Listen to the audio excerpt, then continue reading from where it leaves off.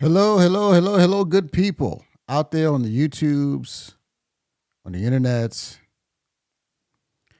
I'm back with a live stream. And listen, I am determined to make sure that my audience, my listeners, are well versed when it comes to this whole issue of Israel, Palestine, the conflict. I want to tell you more specifically why I'm committed to that. I'm committed to that because I don't think people realize, I don't think people understand that this is, in my view, this is one of the most important issues in our modern times. And as Israel is kind of like the thermostat. It's kind of, I don't know if I want to say it's the thermostat or if it's the thermometer. If it takes the temperature or sets the temperature. I'm not quite sure about how I feel about either of those propositions, but I do know this is that when it comes to Israel and when it comes to Palestine, the way people feel about either of these issues are basically tells you a lot about their capacity to understand the truth, their level of moral and political health, and as far as being informed morally, politically, and so forth, discernment. There are a lot of things you can tell about a person if and when you ask them about Israel and Palestine, and not to put it in simple, crude terms as whose side are you on, but rather, can you rightfully discern what is going on there, and can you wade through the lies? I just want to say this: the Israel-Palestinian conflict is not a difficult moral dilemma. It really is not. There are a lot of people who are going to try to convince you that it is, and that simply isn't true. It is not true that this is a difficult situation to understand. It is actually very, very, very, very simple. What makes it complicated, as many things are made complicated by this factor, is that there are so many dishonest and morally bankrupt people who want to convince you of a different version of the truth. And the reason why that's such a big deal is because it's one thing. You see, here's the thing: subtle lies, they can be pushed on you by deceit, right? You can, when a lie is subtle, and when the thing that someone is saying is actually very, very close to the truth. My brother always says something, and something that we kind of remind each other of every so often when we talk to each other, is that discernment is not being able to tell the difference between right and wrong. It's the ability to tell the difference between right and almost right. Right? So subtle lies will test your discernment. But obvious lies will test your character. That's a bar right there. The Lord just gave me that. Let me air horn that, because that's a bar, right? That's subtle lies will test your discernment, but obvious lies will test your character. And I don't think that could be.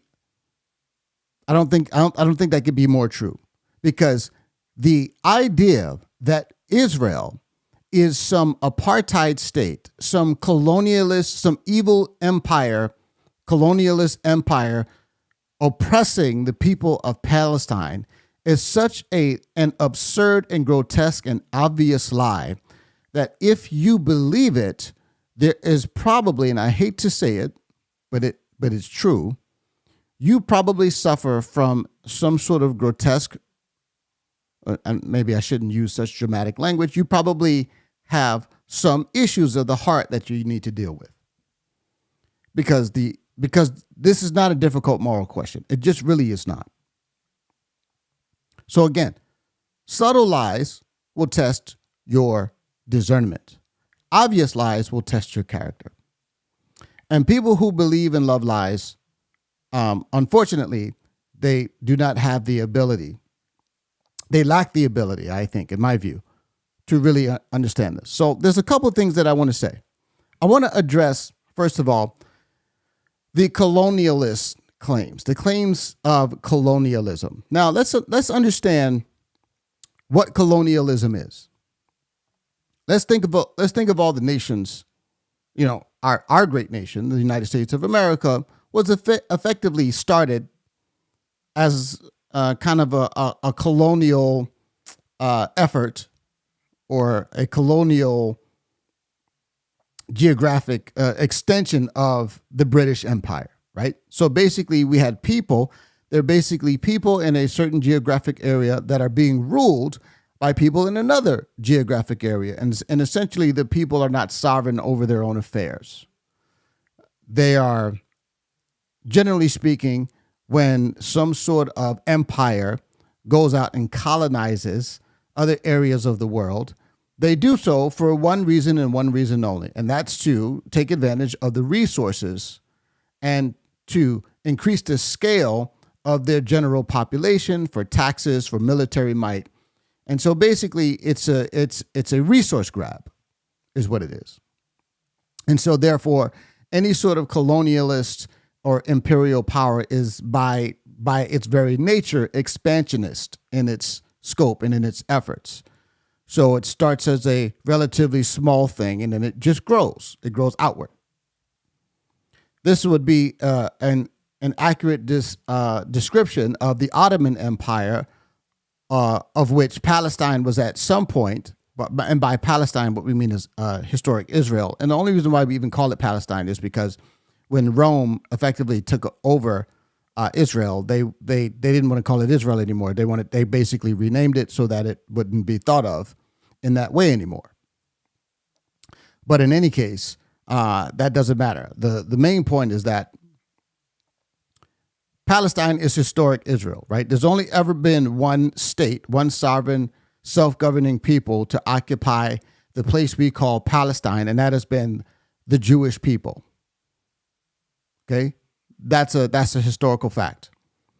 But an imperialist or a colonial group would basically expand its borders, which is, again, an accurate description of the Ottoman Empire, under which the Palestinian geographic area was ruled by the Ottomans. The Ottomans fell. Then it was taken over by the British, and the British is another example of a colonial empire, obviously. The United States used to be a part of it. And then you go back to some of the more ancient empires like Rome, right? So Rome was expansionist. So explain to me this. How in the world does Israel, how would the Jewish people fit that description in any meaningful way? An expansionist empire that grows and grows and grows, exploiting the resources of the geographic areas, growing in scope, growing outward, increasing its numbers to expand its military might and its geographic influence. That is precisely the opposite of what Israel is and has done. And I'm going to show you that. I'm going to show you that unequivocally. I want to show you this map of Israel. So this is just Google Maps here. I'm going to zoom in a little bit. Okay, so let me actually zoom out. Okay, so you see Israel. Okay, right here. This is Israel. This little strip right here. This is the Gaza Strip. This is where the actual terrorists who attacked Israel. This is where they hailed from. Right. This is the Gaza Strip. And you can tell it's actually very close to Egypt, which which will be important here in a second. We'll get back to that. So then here we see, once again, we see here's Jerusalem. And then over here is what is called the West Bank. Okay, the West Bank. And right now, Israel has a military presence. They are militarily occupying the West Bank, and they actually took control of the West Bank in 1967 when they went to war after Egypt effectively promised to try to annihilate them. The Jewish people said, "No, thank you. We'd rather you not do that," and so they went on the offensive. They ended up defeating all the hostile nations that surrounded them, and they basically took control of this from Jordan, which is the neighboring country here. You see Jordan there. So you see here's the West Bank, right? So I wanted to give you that little context because this is the people who tell these grotesque lies about the supposed colonial or whatever weird made up story they want to say about Israel is that they're colonial. This is an apartheid state. This is the occupancy of the Palestinians needs to stop, right? Because they got these military powers oppressing the people. We're going to explain what that is about and why they are occupying that area so that you don't get duped. Okay? Because then again, once you have the information, the moral questions become easy. They're really, really simple. There are some things that can get a little bit, once again, the major lie, that's a test of your character. There are some subtle lies that we are going to disambiguate that will be a test of your discernment.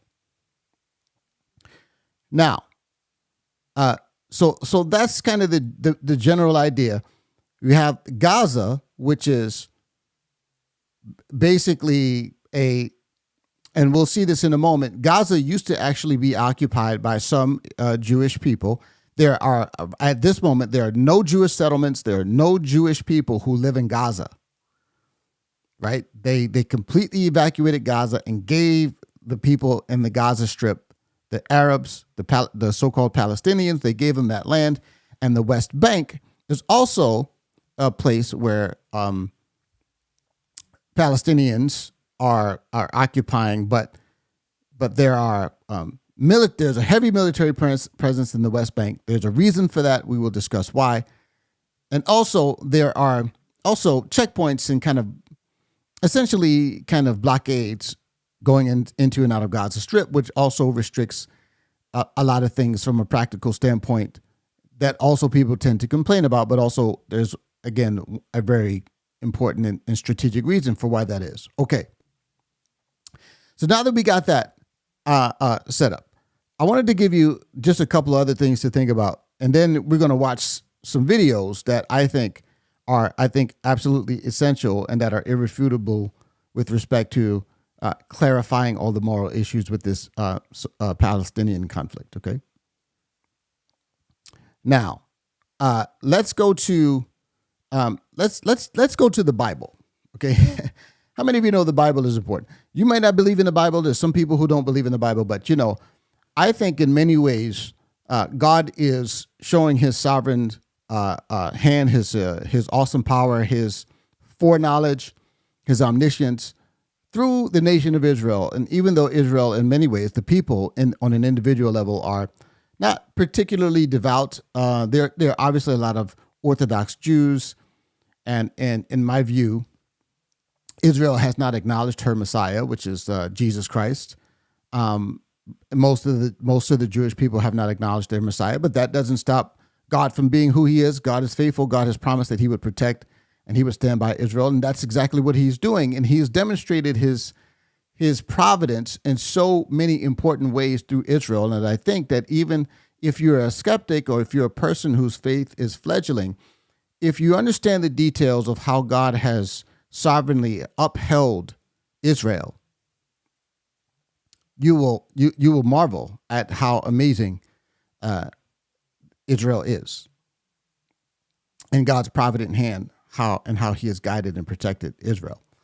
So here's an important thing that I want to point out with respect to Israel. Here, I'm going to find my Bible verse here if I can find it. I think maybe I might have inadvertently closed it out, which was not a good idea. All right, no, I have it. I have it here. All right, we'll read a couple scriptures prophesying about Israel.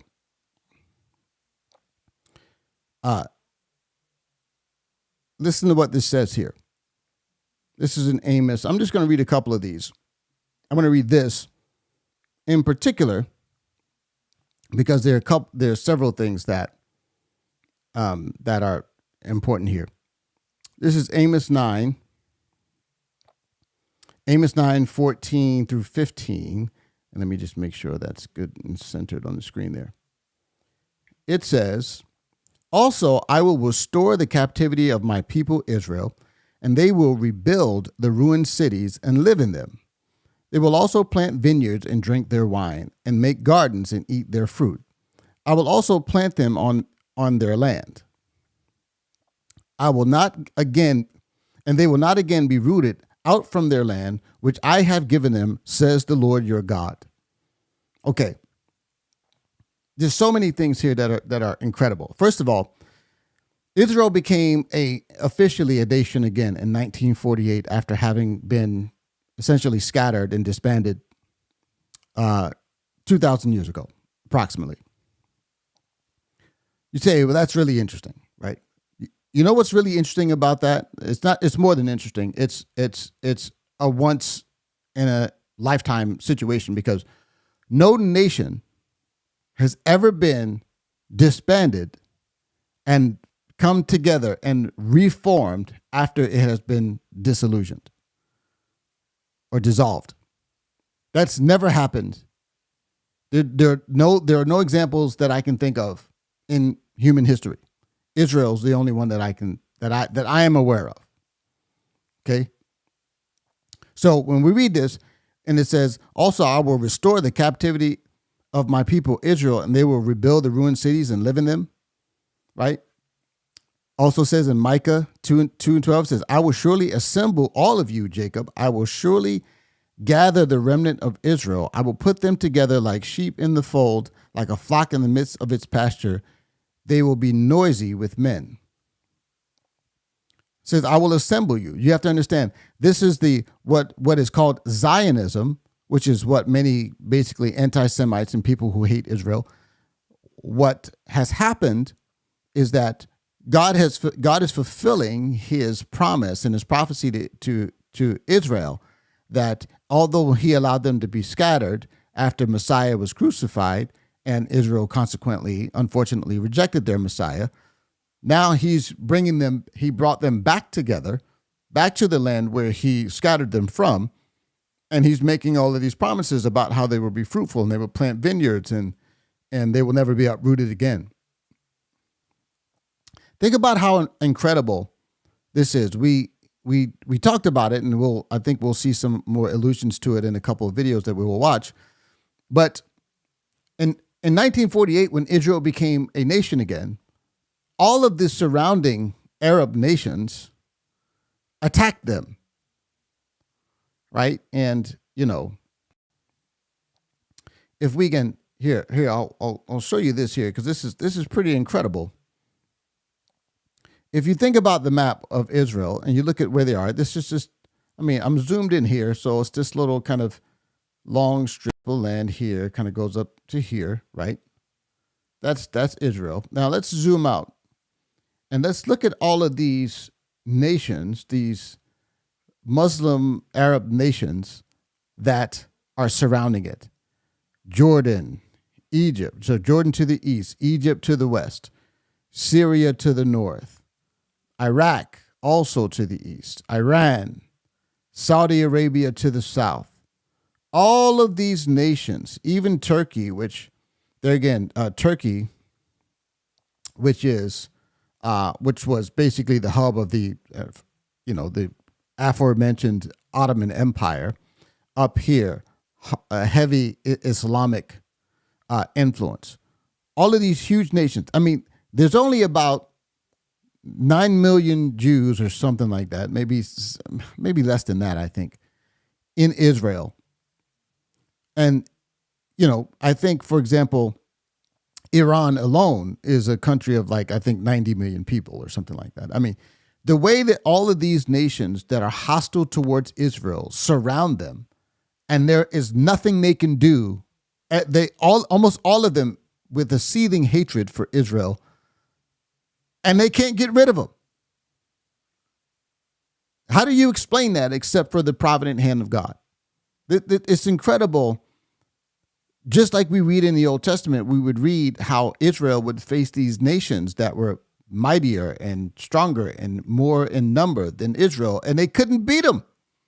And some people think that these are fairy tales, these are myths and made up stories, when God is showing you in real time, right now, exactly how he's doing it. These people are protected by him.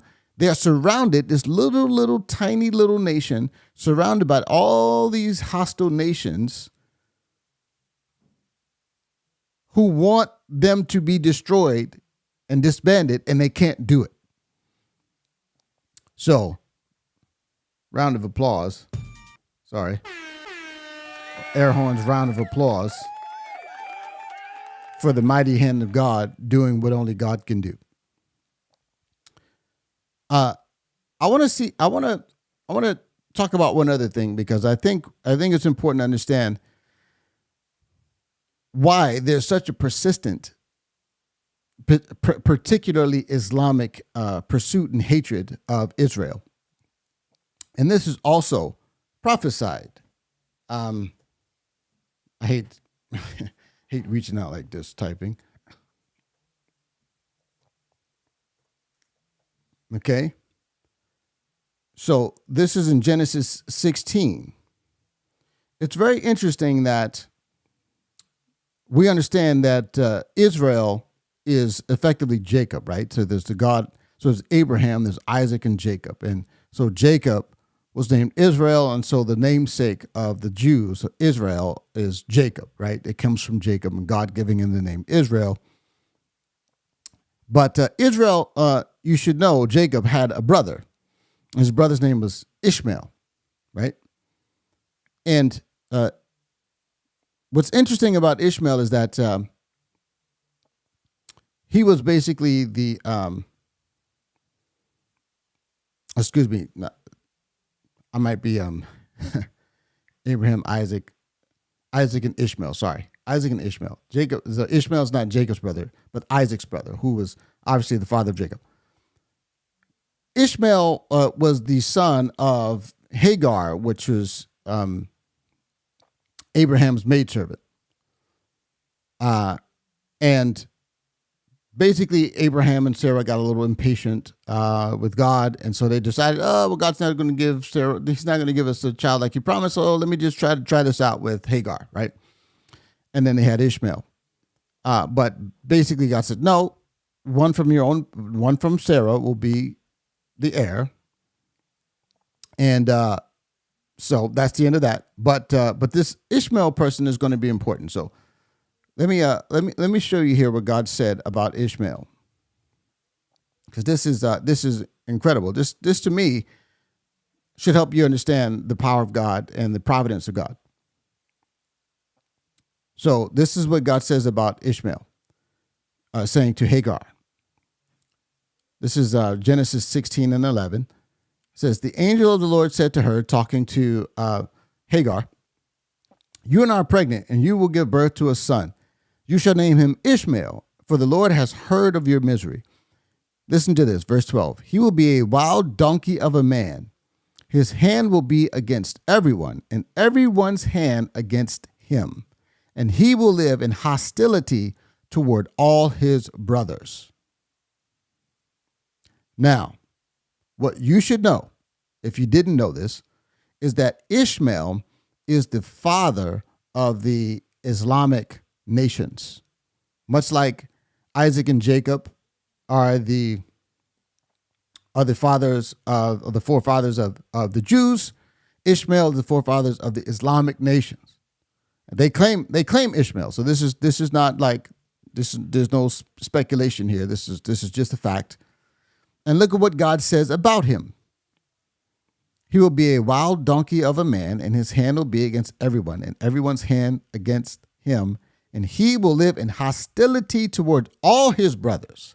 Now, I want you to think about on the world stage, the sort of terrorism that we see. Of what sort is it most of the time? When you talk about historic aggression, especially towards Jews, but if you think about how basically how the Western world is effectively responsible for most of the prosperity and the progress in the world, and America is basically the poster child for the Western world. They call America the great Satan, and obviously they seek the annihilation of the Jewish nation and the Jews. So I think this is we can say with a good degree of confidence that this prophecy is fulfilled in the descendants of Ishmael. He's a wild donkey of a man. His hand is against his brother, and everyone's hand is against him. That's facts. That's just facts. Okay? So it's important to understand that. Now, with that context, it's important that we take a moment to, let me see here. It's important that we take a moment now to really understand. Now I want to disambiguate all of the nonsense claims about apartheid and the colonialism, the imperialism, the expansionist, actions of the Jews and of Israel. It's complete and utter nonsense. Because as I established earlier, whenever you see a colonizing empire, an imperialist expansionist empire, they grow. They grow their footprint, they grow their geographic footprint, and they take over lands and peoples that have resources. But what we're going to see is that Israel did exactly the opposite. Israel defeated Jordan. They defeated Egypt. They took control of the Sinai Peninsula in Egypt, which had oil, by the way. And once they determined that they wanted to have peace with Egypt, they gave them back the land that they rightfully basically took over through conquest, which is those are the rules. Whenever you go to war, whenever you win, to the victor go the spoils, right? They give it back, and they've always been willing to do that. So Israel has done nothing but give up land. They have not expanded. Israel's footprint is smaller than it was in 1948, not larger. So this is nonsense. All right. So this is what we're going to do. There's actually a series of videos that I think are worth watching. And, boy, where did that go? Did I get rid of it? I think I got rid of it here. Let me see here. I'm going to bring this back. 1 second here. So basically, it's a marathon from PragerU about different aspects of the Palestinian and Israel conflict, right? And the reason why it's important to, I think, get this context and to actually watch some of these videos is because without them, right, I think it's pretty much impossible to truly understand what really happened and what's going on with these situations, because the facts don't lie. Okay, it just is what it is. All right, we're gonna watch some of this. We're gonna watch a lot of it. I think it's important. I think if you watch it all the way through, it'll be pretty clear what the truth is. All right, let's listen. There is a widespread allegation, really a slander, that Israel is an apartheid state. That notion is simply wrong. It is inaccurate and it is malicious. and it will not help to promote peace and harmony in the Middle East. Its only purpose is to demonize Israel and to isolate her in an attempt to delegitimize Israel's existence. And because it is so inaccurate, it betrays the memory of those who suffered through a real apartheid. So in this video, they're addressing the claim of so-called the apartheid state. You hear, deceived and completely inaccurate claims from college students and different ones. Amnesty International says they're an apartheid state. I don't know who Amnesty International is or why we have to listen to everything that they say, but they're lying. As a black South African who was born under apartheid in the administrative capital of South Africa, Pretoria, I know what apartheid is. I've experienced it. My parents experienced it. But having been to Israel on a number of occasions, I know that nothing is happening in that country that I've either seen or read that can be compared to apartheid in South Africa. Let's remember the major reason Nelson Mandela went to prison, why he was involved with the armed struggle. He was fighting for the right to vote, for the right to choose the leaders who believes in, for the right to move and travel freely, to live wherever one wants, to be educated, and to be admitted to the hospital or medical facility of your choice. All these things Mandela fought for because black people never enjoyed any of them in their very own country. For example, when I had to see a white doctor who was prepared to have black patients, I would have to go to a back room, a specially segregated room where black patients of white doctors went, who could never enter through the same door that was used by white people. Now compare that to Israel. A few years ago, a black pastor friend of mine went to Israel where he had an accident and had to be hospitalized. When he came back to South Africa, he said to as many people as he could that the people who are talking about apartheid in Israel are talking nonsense. When I was in that hospital in Israel, he tells people, on my right was sleeping a Jew, and on my left was a Palestinian Muslim. And in between that Palestinian Muslim and that Jew was this black South African. In private, the Palestinians he was with in the hospital said to him, this Israel is an apartheid state thing, is what politicians are saying. It is not what we are experiencing. Let's be clear what politicians are saying them. They're politicians on the left, which will be a theme. On the ground. We all need to recognize that those who say that what is happening in Israel is like apartheid South Africa are minimizing the suffering that black South Africans endured. They are taking the sting out of the pain that we suffered in South Africa. If South African apartheid was what people are seeing in Israel, there would never have been any need for an armed struggle. There would never have been any need for Nelson Mandela to go to prison because he would have all the rights Arabs in Israel have. There are judges in the Israel courts who are not Jewish in apartheid South Africa. You could never have had something like that. You have teachers who are not Jewish who are teaching Jewish children. These non-Jews in Israel have everything that we non-whites in apartheid South Africa never shared with white South Africans. Most South Africans know this.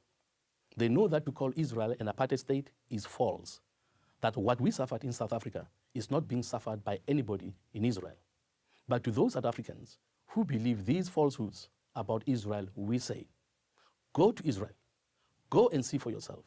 Tell us where you see Palestinians having to endure what we endured during apartheid. As a member of the South African Parliament, and in the name of millions of my fellow black citizens of that country, we know what apartheid really was. And I therefore ask those in the United States, Europe, and anywhere else in the world who charge Israel with practicing apartheid to please stop doing so. You are damaging the truth. You are damaging any chance for peace in the Middle East. And most of all, you are destroying the memory of the real apartheid. The charge that Israel is an apartheid state is a lie about the real Israel, and it is a lie about the real apartheid. I am Kenneth Mishwe, a member of the South African Parliament for Prager University. All right, so you see that.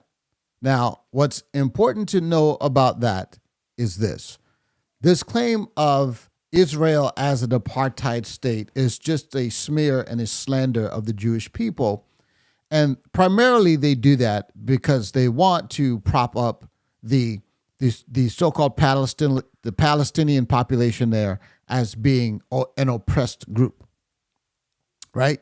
So while it is true that the United States, excuse me, not the United States, that Israel occupies the West Bank, right, with military forces for military reasons. I'll just point out to you that the United States, for example, has military bases all over the world for the very same reason that that Israel has a military presence in the West Bank, and why they have blockades in Gaza is because those Palestinians who remain have demonstrated hostility continuously, and that there's no reasonable expectation of peace without their military presence.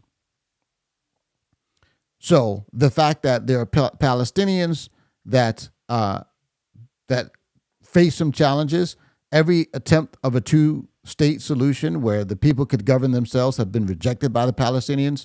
So there was nobody offering people in apartheid South Africa. They weren't offering black people a certain partition. They weren't offering to split South Africa in half and say, you guys go over there and govern yourselves and we'll stay over here and govern ourselves. It was nothing like that, right? There was basically just the white people saying you're going to be subjugated and you're going to be second-class citizens in your own nation. And once again, I don't even know where any Palestinian would get off saying that that land belonged to them, because once again, there's never been a sovereign state in the area that is called Palestine that was not Jewish. All right, so let's continue there. So the so-called claims of apartheid are complete nonsense. We've dispatched with that, and obviously there's more details there, but I think we've thoroughly done with that. Let's look at the next one. They're turning social media against us, using it to influence our elections, spreading propaganda, disguising it as news. Pretty scary stuff. I'm not talking about Russia, that's amateur hour. The media organization I'm talking about operates right here in the USA, out in the open, legally. It has a large staff of on-air personalities, reporters, cameramen, and editors. It operates also known as clowns. It's out of state-of-the-art studios in Washington, D.C., London, Rio, and half a dozen other major cities. It produces videos, news reports, and documentaries. It has tens of millions of social media followers. Their content is viewed and shared by countless young people across the Western world. In short, they're targeting us. CNN, right? Wrong. Fox News? Wrong again. The answer is AJ+. If you've spent time on social media, you've seen their stuff, I promise you. This isn't the work of a scrappy startup in Silicon Valley. AJ+ is bankrolled by the government of Qatar. Never heard of Qatar? Most people haven't. It's a tiny Persian Gulf state with lots of oil money. Billions of dollars they're not afraid to spend on causes they believe in. Causes like the terror group Hamas, which runs the Gaza Strip. Without billions from Qatar and its ally Iran, Hamas would blow away in the next desert sandstorm. But Hamas is only part of Qatar's terror portfolio. The Qatar government bankrolls the Muslim Brotherhood, Al-Qaeda in Yemen and Syria, radical extremists in Libya, and Hezbollah in Lebanon. So this one might be a little bit, maybe a little bit foreign to you. So I want to explain something. I was on YouTube the other day doing some research on the Palestinian Israeli conflict, and I come across this YouTube channel called AJ+. It was actually the first time I had ever seen it. And it was like Al Jazeera. I was like, Al Jazeera, that sounds kind of Middle Eastern, Arab-ish, right? And I'm just like, oh, why? But it was weird because the reporters were like American. They were speaking English. And it was like, I was like, that's weird. I don't really get it, right? And I immediately had a funny feeling about the content that I was getting from them. So I just said, you know what? I think I'm going to find some I'm just going to find some different sources for this information. But as he explains, basically this is bankrolled by essentially a propaganda arm of people in Qatar who basically have Scrooge McDuck oil money, who are dedicated to pumping propaganda into our country through this news source. And if you think this is not a big problem, or if you think this is something that can be easily dismissed, then just think about the 30 student unions at Harvard who said, I stand with Palestine, and who failed to condemn the despicable acts of Hamas.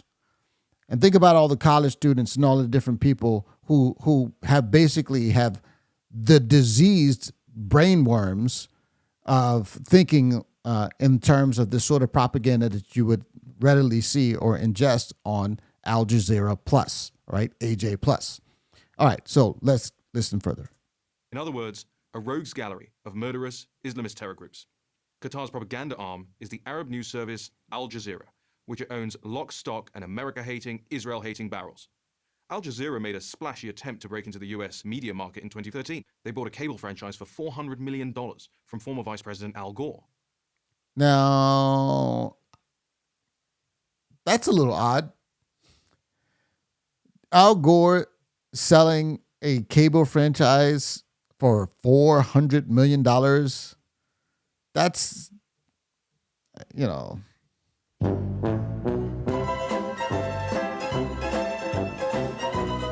That's kind of sus, my guy. I mean, think about it. America is one of the few places that allows all of these foreign entities to come in and directly work against America's interests. You can't do that crap in China. You can't do that crap in any of these Middle Eastern countries. You can't do it in most places in the world. They're not going to let you come in and spew ideas that will effectively subvert the very country in which you are operating. But in America, apparently we think this is cool. And not only do we think it's cool, but we allow nut jobs like Al Gore to broker the deal to subvert our nation. It's pretty despicable. They signed up some major American TV journalists and opened up shop in New York and Washington. But the effort failed. The Americans just couldn't cozy up to the idea that a news network they had rightly associated with Osama bin Laden could be trusted. But Al Jazeera didn't disappear. They just rebranded into the much nicer sounding AJ Plus, and they concentrated their efforts on the internet in a market that didn't have a bin Laden fixation or much connection to 9/11 at all. Young people. Young people. And they've been amazingly successful. Their productions are well produced, slick, and left. In fact, they're so left that they make videos railing against leftist white women for being insufficiently sympathetic to leftist women of color, especially women of color who are gay or transgendered. It's hard to ignore the irony that a media operation fully funded by a country that oppresses women and gays makes this kind of content for an American audience. But the irony goes deep. This should be something that we should take note of, because it's so weird. It's like they're feeding our culture things that they themselves hate because they know it's subversive. They know wokeness is subversive. They know promoting sexual perversion and immorality is subversive. They would never promote that stuff in their own nation, but they promote it through their propaganda news organizations because this is the art of war. This is how you overtake a nation that you hate. It is primitive. This is what Sun Tzu in The Art of War, this is what he said. It's primitive to go in there with guns and swords and killing people. You basically want to cause your enemies to implode from within by pumping into it all types of information and make it impossible to people know what is true. So isn't it ironic that a Muslim nation where they would basically kill you for being gay, they have a news organization that scolds you for not being gay enough? Bizarre. Deeper. The young and hip presenters at AJ Plus depict America as racist through and through, past and present. Black Lives Matter has no greater media ally than AJ Plus, nor do avowed We'll get to that later. socialists like Congresswoman Alexandria Ocasio-Cortez. AJ Plus jumped on her bandwagon early on, making a video in the summer of 2018 about then-candidate Ocasio-Cortez entitled Socialist Rising. Why, you might ask, would the government of a Middle Eastern country care about influencing young Americans? The answer is this. Anything that weakens the US is a victory for them and their radical form of Islam. If they can convince young Americans that the US is a bad place, young Americans are less likely to defend it and less likely to support its efforts to fight Islamic terror. And if America is bad, then anyone it supports must also be bad. America supports Israel. Qatar, like its allies in the Iranian theocracy, wants Israel destroyed. So AJ Plus turns out video after video, news report after news report, portraying the democratic, free liberal Israel as a repressive apartheid state, despite the fact that Muslims living in Israel have more rights, such as freedom of expression and the equality of women and gays, than Muslims living in Qatar. In AJ Plus's words. So isn't that bizarre? Now, I'm not happy and proud to say this, but Tel Aviv, one of the major cities in Israel, is like one of the most gay-friendly destinations in the world. I mean, having all types of, apparently they're having some old Sodom and Gomorrah type stuff going on down there, which is, interesting, right? But just imagine basically them pumping out propaganda. Just think about it. Think about the irony. Them pumping out propaganda saying that basically the West in Israel is not progressive and woke enough when they literally kill people who engage in gay and homosexual activity. It's bizarre. World, Israel attacks their peaceful neighbors in Gaza for no good reason. No need to mention the rocket attacks randomly directed at Israeli civilians. Weaken America, weaken Israel. To Qatar, a few $1 billion for a few decades is a cheap price to pay if it can achieve those goals. But you don't have to play into their game. The next time you see an AJ Plus video or so-called news report, consider the source. Or better still, swipe left. I'm Raheem Kassam for Prager University. That's free game for you. We say that evil is dark, but this metaphor is imprecise. Evil is actually intensely bright, so painfully bright that people look away from it. Many even deny its existence. Why? Because once people acknowledge evil's existence, they know they have to confront it. And most people prefer not to confront evil. That is what led to World War II and the death of 55 million people. Many in the West denied the darkness of Nazism. They looked the other way when that evil could have been stopped and then appeased it as it became stronger. We are reliving 1938, the year that democratic Western nations assured a police state, the Nazi regime, that they would do nothing to prevent its expansion. That year, the British Prime Minister, Neville Chamberlain, went to Munich to negotiate with Adolf Hitler. He left believing Hitler's promises of peace in exchange for Germany being allowed to annex large parts of Czechoslovakia. Upon returning to England, Chamberlain announced, "Peace for our time." The 2015 agreement between America, Europe, Russia, China, and Iran mirrors 1938. The Nazi regime was a police state. The Islamic Republic of Iran is a police state. The Nazis' greatest aim was to exterminate the Jews of Europe. Iran's greatest aim is to exterminate the Jewish state. The West dismissed Hitler as the Jews' problem. The West dismisses Iran as Israel's problem. Nazi Germany hated the West and its freedoms. The Islamic Republic of Iran hates the West and its freedoms. Germany sought to dominate Europe. Iran seeks to dominate the Middle East and the Muslim world.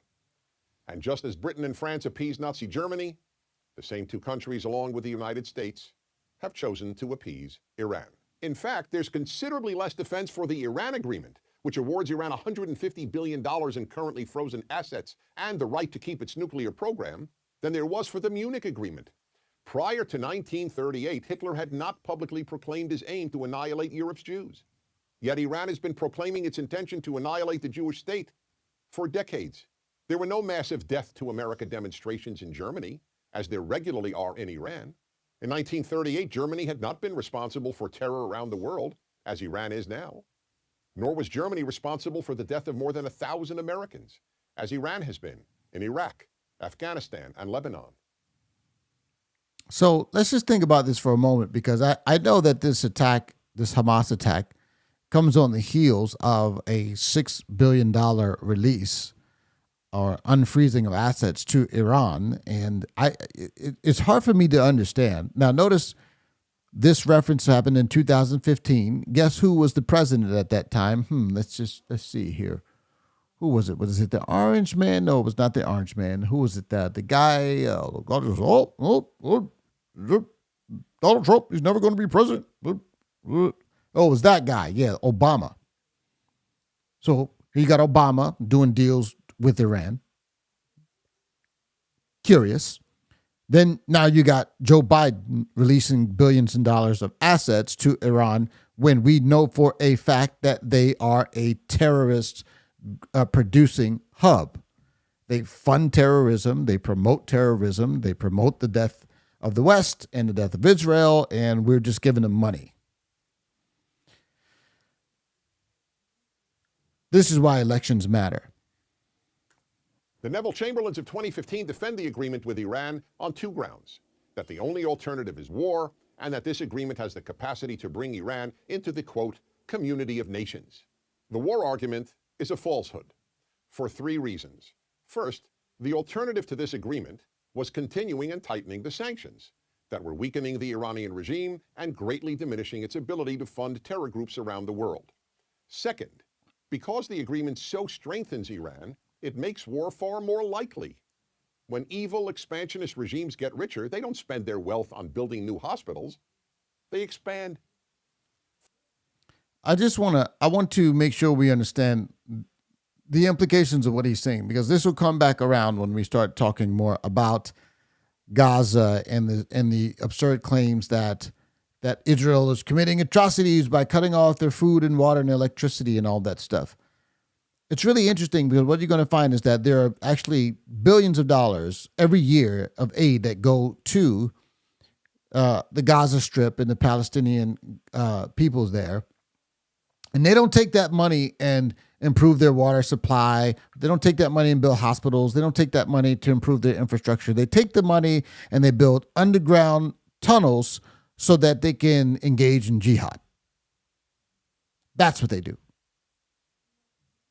Right? And so when you give them, so this idea, this is the thing that seems to elude a lot of people, is that every time these people are capitulated to, they end up biting the hand that feeds them. They end up basically striking out against the ones trying to engage in peace with them because they don't want peace, and people don't seem to be willing to accept that.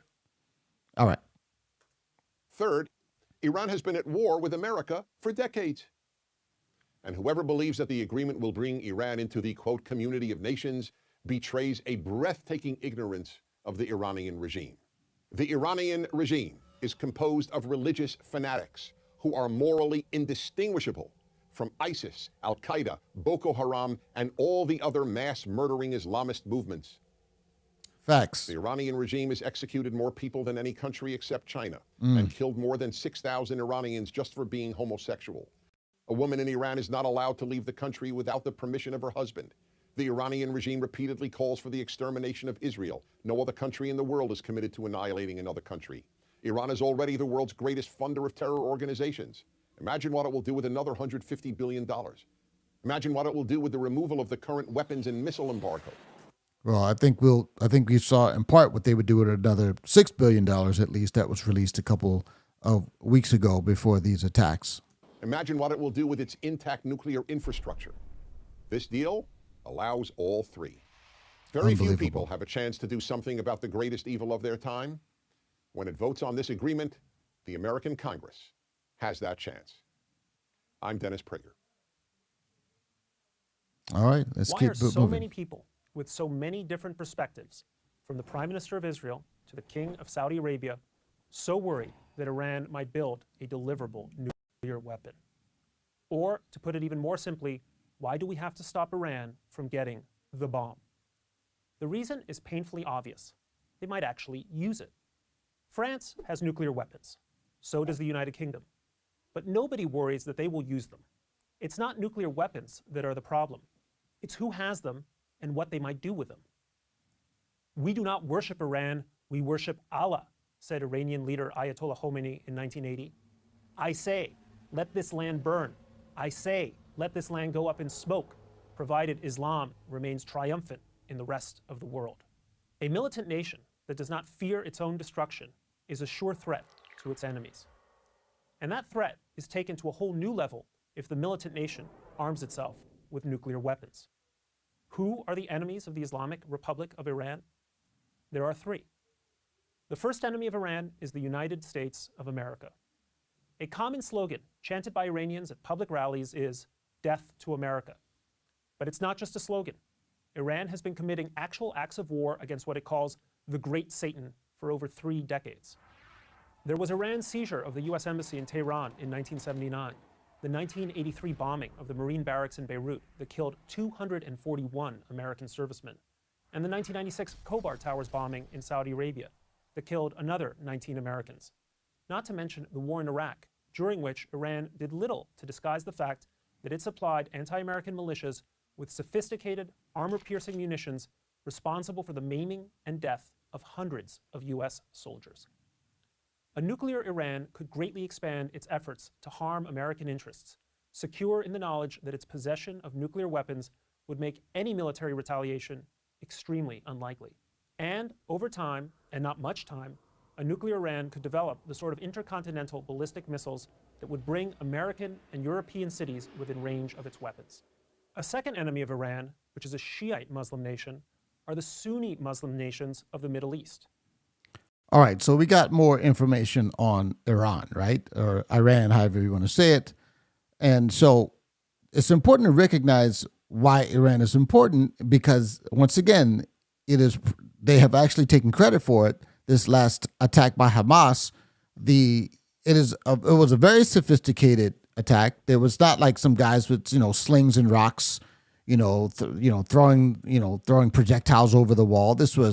It took a lot of resources, a lot of technology that had to be kind of navigated around and subverted in order to pull this off. And without Iran's resources, they would never have been able to do that. So I think it's important to understand Iran's kind of basically role in this. And I think you're going to hear a lot of talk about what we should do about Iran, what's going to happen later. But the point is that they are a significant part of this whole, situation. Now, this is one I want to watch that I think is really good. Check this one out. Wealth. You respond to people who excel you in invention, creativity, and wealth. How do you respond to people who excel you in invention, creativity, and wealth? Do you envy them? Do you feel their success somehow diminishes you? Or do you admire what they've achieved and try to emulate it? These questions sum up what I call the Israel test. All right, so this is where I got kind of the namesake for this video, the Israel test. And there's something important that I realized about this whole situation, and that the left in their cheering of Palestine and Hamas and those who wish harm upon people who have done them no harm, there's a common thread with leftism that is always present in any of their philosophies. And the reason why why they gravitate towards the terrorism of Islam, of the jihadists, I should say. And that is, there's a deep-seated resentment. It's what I call the spirit of Cain, right? Everybody knows the story of Cain and Abel and how Cain effectively was angry and upset with his brother Abel because he had an excellent offering. He had a more acceptable offering to God. God accepted Abel's offering. He did not accept Cain's offering. And God told Cain very clearly, if you do well, will you not be accepted? Essentially, whatever Cain wasn't doing, God had made it clear to him what was and was not acceptable, and Cain wasn't willing to accept that. And so instead of changing what he did, he got angry with Abel and slaughtered him and murdered him in cold blood, I should say. And this is really, really the story of the world, if you really understand the gospel. Who Jesus is a type of Abel, and those who hate him are a type of Cain. And so the reason why people hated Jesus is because he was righteous and because he was sinless and he spoke the truth. And there are people who hate that. There are people who always hate the truth. And so the Israel test, so this deep-seated resentment and envy and covetousness that I think is a common thread in all leftist ideology and also in all anti-Semitism is really, really important. And it gives you an understanding of why people on the left are so enamored by the wicked proceedings of the jihadists. Let's listen. In the 1880s, European Jews settled in Mandate Palestine and wrought an agricultural miracle in that desolate territory, then sparsely populated by a few score thousand Jews and a couple 100,000 Arabs. The Jewish settlers drained malarial swamps, leached salt from the soils, terraced the barren hills, and planted millions of trees. They massively expanded the capacity of the land and enabled it to support a substantial Arab population. All right, so this is important. It's important to understand what he's saying here.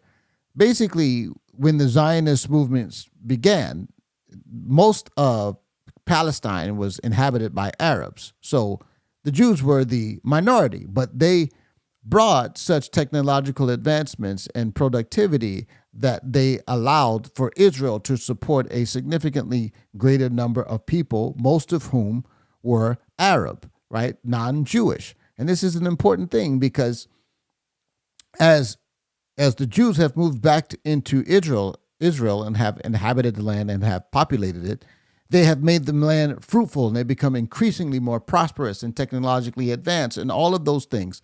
And this goes back to what we were reading in Amos, right? We read right at the beginning. Also, I will restore the captivity of my people Israel, and they will rebuild the ruined cities and live in them.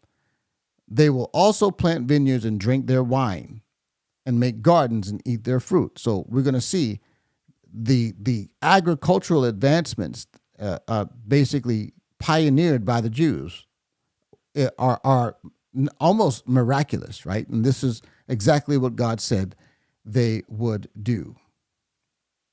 All right, let's continue. In the 2 decades between 1921 and 1943, Jews quadrupled the number of enterprises, multiplied the number of jobs by a factor of 10, and increased the level of capital investment 100-fold. Far from displacing Arabs, they provided the capital for a major expansion of Arab farms and enabled a 7-fold rise in Arab population by 1948 to a level of 1.35 million, the largest in the long history of Palestine. In other words, the Arabs came to what would soon be the state of Israel because of the Jews. By comparison, Transjordan, now known as Jordan, with the same geological endowment and 4 times the land, but no Jews, was able to sustain a population density only 1/10 of the population density of Palestine.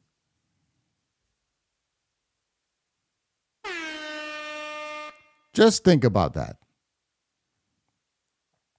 When God says to the Jewish people, I will bless them that bless you and curse them that curse you, here's an example. Everywhere the Jewish people go, they prosper and innovate. That is a fact.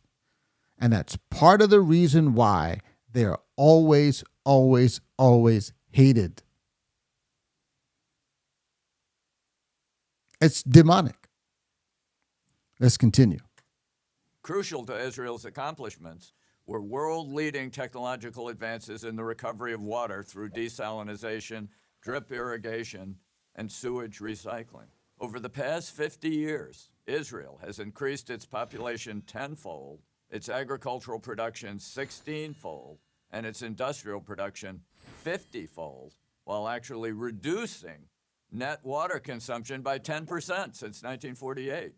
This huge expansion of effective water resources enabled the land to support not only more Jews, but also millions more Arabs. Today, the state of Israel, with its astonishing achievements in computer science and other high-tech fields, distills both the genius of the Jews and the misdirected anger of the failed states that surround her. These are facts. Let's look at these. This is pretty incredible. Because there's basically nothing good coming out of all of these nations that surround them. The only reason why they have anything at all is because they have so much oil under the ground. If these people didn't have oil, they would basically be these Arab nations that surround them. They'd be third world countries. The great divide in the Middle East is not between Arab and Jew, but between admiration of achievement, along with the desire to replicate it, and envy, accompanied by violent resentment. People who admire success, who pass the Israel test, tend to be wealthy and peaceful. People who resent achievement, who fail the Israel test, tend to become poor and violent. So again, how do you respond to people who excel you in invention, creativity, and wealth? Do you envy them? Do you feel their success somehow diminishes you? Or do you admire what they've achieved and try to emulate it? The Israel test is the central divide in the world today. How you answer it as an individual, and ultimately how we answer it as a nation, is a test of our own will to triumph over enemies who hate us as they hate Israel for what is best within us. I'm George Gilder, a non-Jew who has passed the Israel test for Prager University. This right here, I got to pause right here because this is profound. I think this is profound. I don't know how many people are still with me here, but if you left, you left too early. what is so profound about this video is that it really is a word picture for everything that we struggle against with people on the modern left. They don't want to know how to win. They don't want to know how to prosper. They want everyone else to come down to their level. They resent success. You hear these stuff that they say like eat the rich, right? Oh, somebody so-and-so shouldn't have that much money. So-and-so shouldn't have, it should be illegal to have more than X amount of, why should it be illegal for someone to be insanely wealthy? Why? Did they steal the money? What do you have to do to become insanely wealthy? You generally have to create something of such significant value that you literally improve the lives of millions of people in so doing. If you want to go with Rockefeller, for example, Rockefeller learned how to refine and provide petroleum to the masses. Before that, people couldn't heat their homes efficiently. They couldn't work into the night because you needed oil to to burn lamps at night. And the oil that they used to use literally came from a whale's head. They had to go whale hunting and extract the oil out of the whale's cranial chamber. And that was dangerous and bloody and expensive. And so basically oil was for rich people until Rockefeller came along. And then poor people then could get oil and they could heat their homes and do additional work. And then that powered the Industrial Revolution, and a lot of things were, the automobiles and all of that stuff would have been impossible if he hadn't done that. Now, he became one of the richest men to ever live because he figured out how to do that. And all people on the left can do is talk about how evil he was because he had so much money. That's true of basically anybody who is fabulously rich. It doesn't mean that they do everything right, but the point is you don't get billions of dollars or millions of dollars in assets if you're not helping people. It's really odd how they hate Elon Musk, for example. Oh, they used to love him before he turned out not to be a nut job, hardcore leftist. Now he is left leaning, but he used to be the darling of the left because he was doing all this innovation with electric cars and doing all this other stuff. And then as soon as he took over Twitter, now they want to put him in the Trump category. That's because they're nuts, right? But they resent success. And they quite literally would rather everyone be doing poorly than for some of us to be doing exceptionally and most of us to be doing pretty good, but not as good as the exceptional people. They hate it more when you excel them than they do living actually a higher standard of living, but to have someone so far beyond them that they talk about all this nonsense about income inequality. Income inequality is a fake problem. I don't care how much money somebody else has. The only thing that I care about is whether or not they got it the right way and what is my standard of living. If my standard of living is good, I don't care that somebody has 10, 20, 30 times the wealth that I have. That's oftentimes they did things to get that money that I wouldn't be willing to do it. And so I'm quite happy to be somewhere in the middle of the road, or maybe not even at the middle of the road, somewhere down farther, but I live a good quality of life. That's all I care about. It could be summed up in one little commandment: thou shalt not covet. All right. Let's watch maybe a couple more of these and then we'll be done. In the judo competition of the 2016 Olympics in Brazil, an Israeli heavyweight judo fighter named Or Sasson defeated his Egyptian opponent, Islam El-Shahabi, in a first-round match. The Egyptian then refused to shake the Israeli's extended hand, earning boos from the crowd.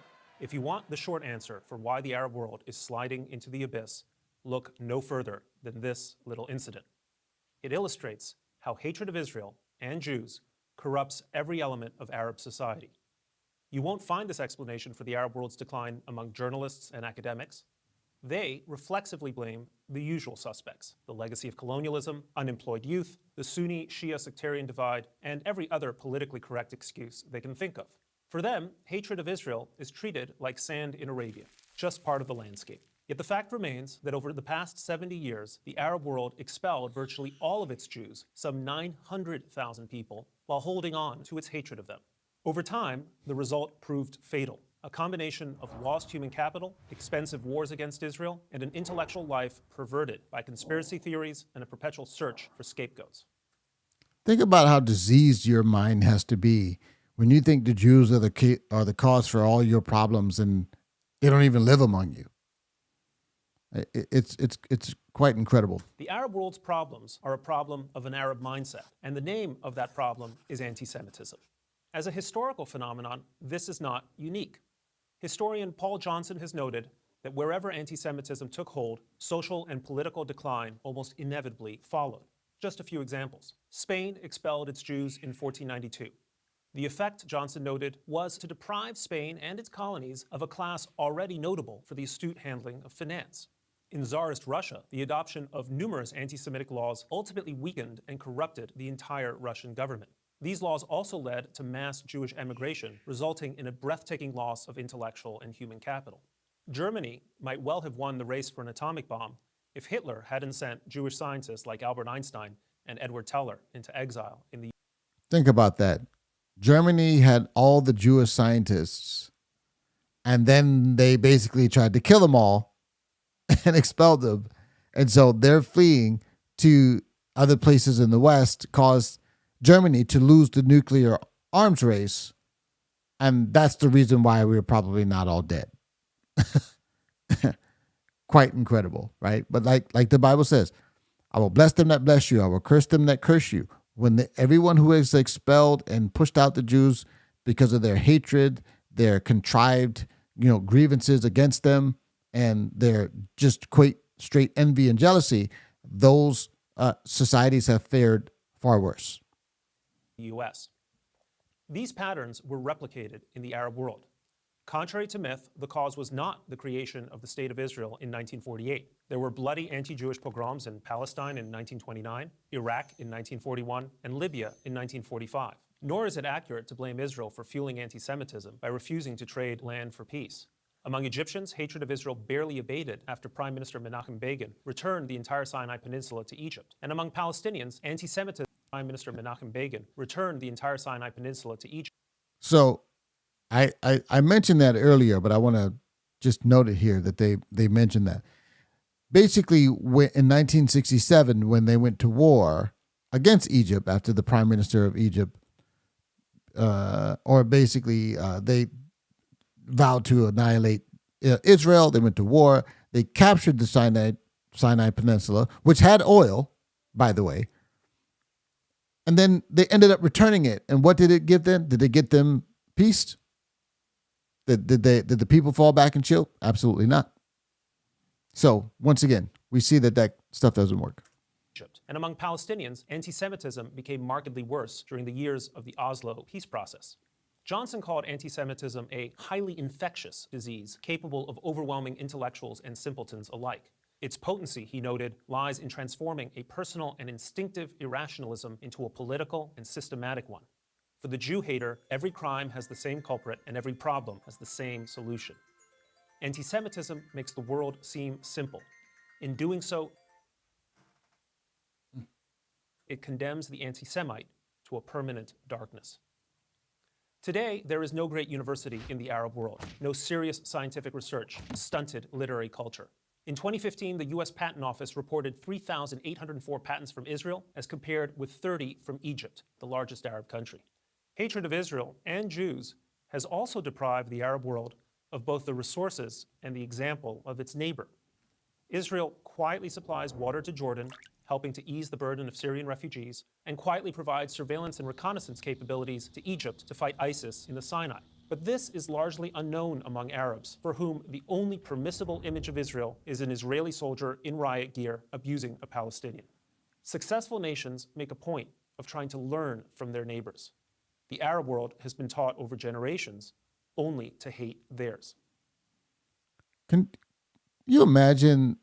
I mean, don't you find it incredible the absolute dearth of anything intellectual coming out of the Arab world, anything of value, any sort of innovation, any sort of thing that helps anyone? They spend all of their mental energy, quite literally, trying to figure out how to kill the Jews who, quite frankly, they are obviously outclassed by the providence of God. The Jews excel them in every conceivable area. And all they do is spend all of their time trying to figure out how to destroy Israel. And maybe someone should tell them that it's not going to work. But once again, the Bible prophesies it, the Bible says it, and God, through his sovereign wisdom, has a plan for all of it. So we trust in that. This may be starting to change. Recently, the Arab world has been forced to face up to its own failings in ways it cannot easily blame on Israel. The change can be seen in the budding rapprochement between Jerusalem and Cairo, Riyadh, and Abu Dhabi. But that's not enough. So long as an Arab athlete can't pay his Israeli opposite the courtesy of a handshake, the disease of the Arab mind and the misfortunes of its world will continue. For Israel, this is a pity. For the Arabs, it's a calamity. I'm Brett Stevens. All right. I know you might be wearing down. Okay, but I want to emphasize this issue with leftism and their resentment and their hatred of those who produce at a high level. This is classic demonic spirit of Cain. This is the spirit of Cain. And I want to make a passionate plea. I want to make a passionate plea to those of us who call ourselves Christians. I said in my live stream the other day, despite having my technical issues, that if you were duped by the propaganda of the left during the 2016 through 2020 Trump administration, through the George Floyd riots, if you were taken and smitten by the rhetoric of the Black Lives Matter fraudulent movement, if you were taken and overwhelmed by COVIDism, the irrational beliefs and lies and propaganda spread by those who wanted us to live in perpetual fear of, basically a severe cold.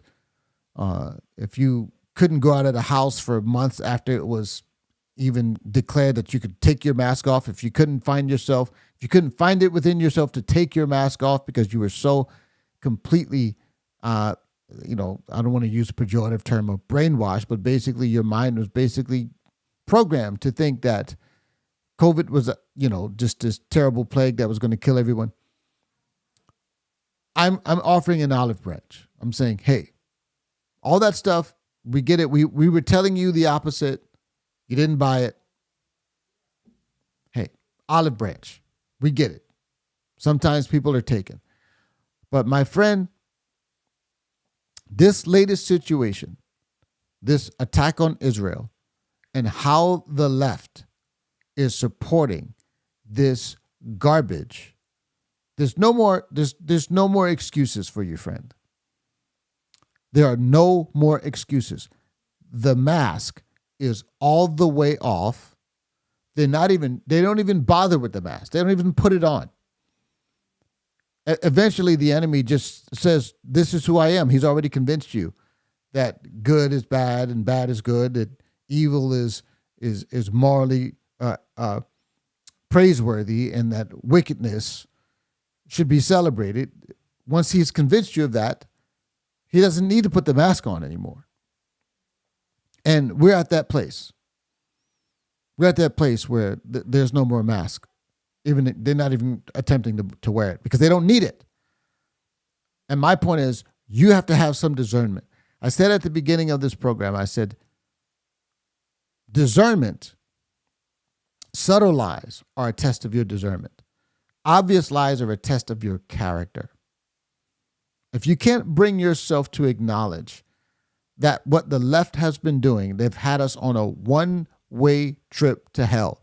These people have pursued demonic and obviously antithetical ideas and ideologies that are on their face completely absurd. from the sexual exploitation and the sexualization of our children to obvious immorality in the Black Lives Matter movement, where we sit back and we justify and promote the violence and the rioting and the looting and the destruction in the name of so-called justice, that obvious garbage. Now we got a political force that is obviously demonically inspired and animated. They are slaughtering babies and children and killing innocents. And here we have the left, the same people that told you that Donald Trump was a racist, and the same people that told you that COVID was going to kill everyone, and the same people that told you that the election of 2020 was the most secure ever. The same people that told you all this stuff are the same ones who are saying, the Hamas thing, that's not that big a deal. Israel had it coming. Because they're a colonialist apartheid state. These are the same people. When are you going to wake up? Brothers and sisters, if you call yourself a Christian, you cannot continue to be deceived. These things have consequences. In my view, the anti-Semitism, the irrational blaming of everything that goes wrong on the Jews that we see in the Arab nations is precisely the sort of diseased and pathetic thinking that we've seen over the last 6 or 7 years when it comes to the left obsession with Donald Trump. The irrational and diseased thinking of anti-Semitism is only rivaled by Trump derangement syndrome. And that is not to say that Israel or Donald Trump don't have plenty of things about them that could be criticized. That is not the same. We're not saying that these people or these regimes are perfect. What we are saying is that, once again, I'll say it again, subtle lies are a test of your discernment. Obvious lies are a test of your character. And the idea that Donald Trump was racist and he was going to destroy, that was an obvious lie. It was a lie when they said it then in 2015 and 2016. It's a lie when they're saying it in 2023. It's a lie. And all the Biden administration has done was push back on and subvert the very values that, as a Christ follower, we have all espoused as our obligation to uphold and to promote as God has charged us to do. We have an obligation to uphold holiness and righteousness and God's way and God's standard. And the Democrat Party of today has done nothing but try to subvert those very principles. They hate our God, and they're not even hiding it. And you're still holding on to some thinly veiled supposed social justice agenda. My friend, it's time to let it go. It's time to let it go. It's time to realize whose side these people are on. And when I say whose side, I'm talking about the demonic agenda and those who stand on godly principles. My friends, I'm curious to know what you think. This is a long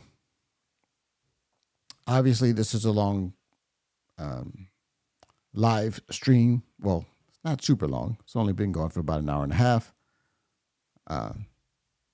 I thought I did pretty good. I wasn't sure how long it would go.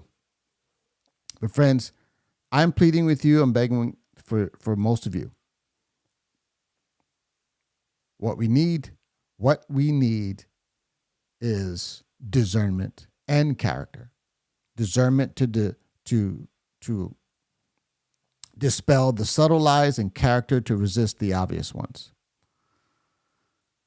Well, friends, let me know what you think. Share this content. I think it's important that you do that. It is very important that you share the content. You like, share, and subscribe. Once again, I cannot be completely assured that when I put videos out that YouTube is going to show them to you. So make sure you hit that notification bell. Please promote this content if you find it helpful. Till next time, friends. God bless you.